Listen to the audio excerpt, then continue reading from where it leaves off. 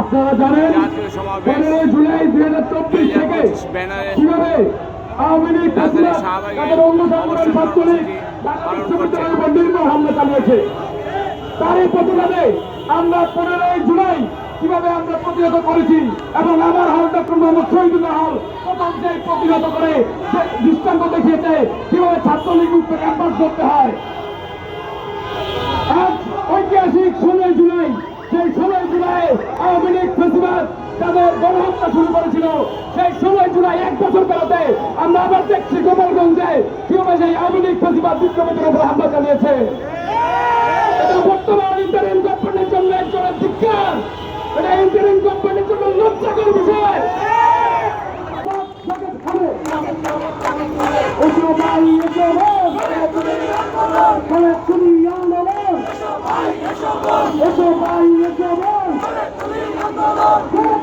আন্দোলন, হারে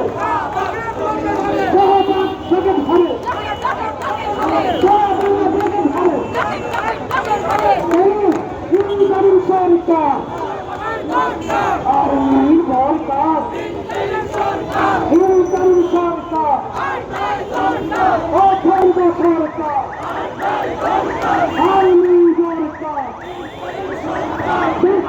সরকার আর্মি সরকার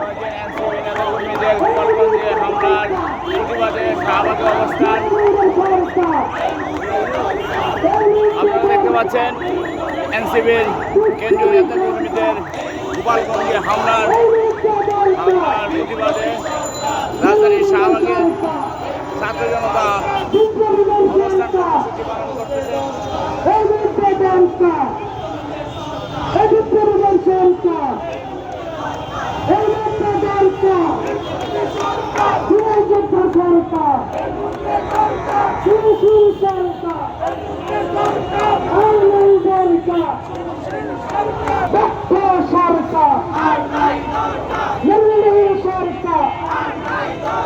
গোপালগঞ্জ